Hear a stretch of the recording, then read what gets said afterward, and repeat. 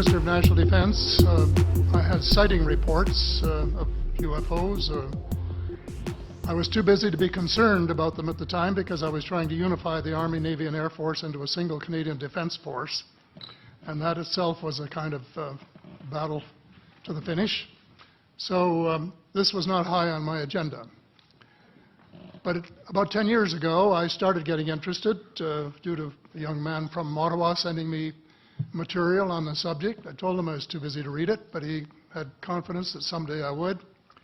It took me a while to get around to reading it, but I took it for my summer reading in 2005 and was really impressed with what was contained in it. And what I thought to myself is there are huge issues here, huge issues. And the American people and the people of the world have a right to know what's going on because they're part of it. It's not just an isolated thing.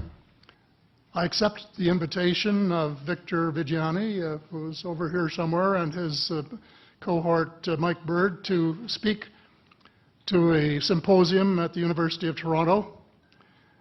And I said, UFOs are as real as the airplanes flying overhead. That gave me the dubious distinction of being the first person of cabinet rank in the G8 group of countries to say so unequivocally.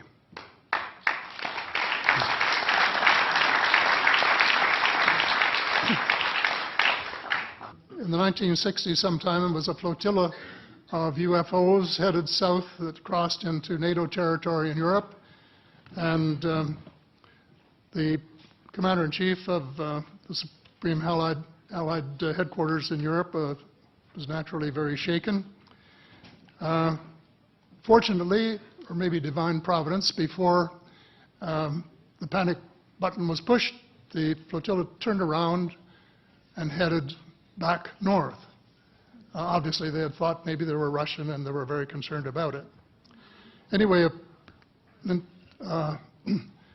investigation was launched into this whole subject, and a document was prepared which concluded that at least 4 species had been visiting Earth for thousands of years. And this is my own view at this stage as well.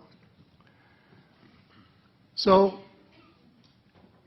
except for that, there are just a couple of things that we've talked about that I'd like to refer to.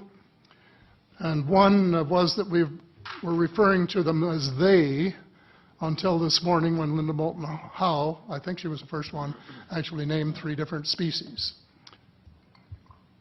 I don't think we can any more refer to them as they because they're not an amorphous mass.